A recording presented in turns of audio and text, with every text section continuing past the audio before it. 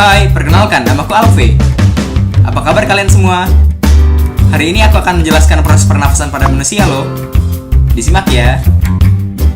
Pernafasan pada manusia adalah proses masuknya gas oksigen ke dalam tubuh kita dan diproses di paru-paru. Kemudian dikeluarkannya gas karbon dioksida setelah proses di dalam paru-paru selesai.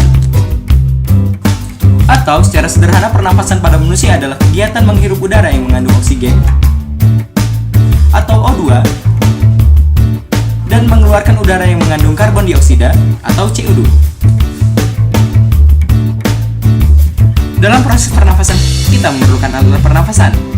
Alat-alat pernafasan ini bisa kita singkat dengan hiteru, hi, hidung, t, tenggorokan, ru, paru-paru, hi, hidung. Perjalanan udara memasuki paru-paru dimulai ketika udara melewati hidung.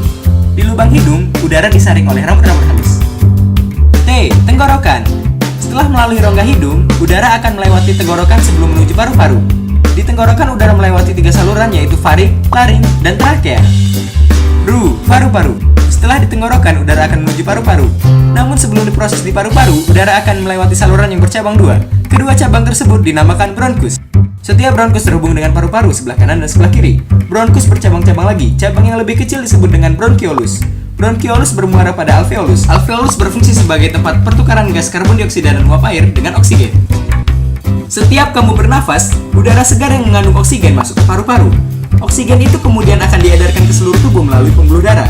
Dan di saat yang bersamaan, karbon dioksida dikeluarkan dari dalam tubuh melalui paru-paru. Fase pernafasan pada manusia terbagi menjadi 2 jenis, yaitu fase inspirasi dan fase ekspirasi. Fase inspirasi adalah proses ketika udara masuk ke dalam saluran pernafasan. Inspirasi terjadi saat kita menghirup udara.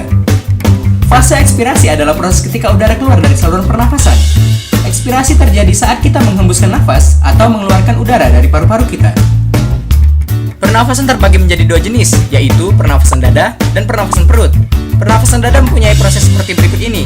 Inspirasi terjadi ketika otot antar tulang rusuk berkontraksi, tulang rusuk akan terangkat dan rongga dada membesar. Tekanan udara dalam rongga dada menurun, sehingga terjadi aliran udara dari lingkungan ke dalam saluran pernafasan. Ekspirasi terjadi ketika otot antar tulang rusuk mengendur atau disebut relaksasi, yang menyebabkan mengecilnya rongga dada. Pernafasan perut. Selama inspirasi, otot diafragma berkontraksi sehingga posisi permukaan diafragma menjadi mendatar. Akibatnya volume rongga dada dan paru-paru membesar. Sebaliknya, selama ekspirasi, otot diafragma mengalami relaksasi sehingga menyebabkan posisi permukaan diafragma menjadi melengkung ke atas. Akibatnya, volume rongga dada dan rongga paru-paru menjadi mengecil. Gangguan alat pernapasan dapat terjadi karena debu, asap, bau tak sedap, dan kuman penyakit. Penyakit yang menyerang alat pernapasan manusia antara lain influenza, flu burung, dan TBC paru-paru.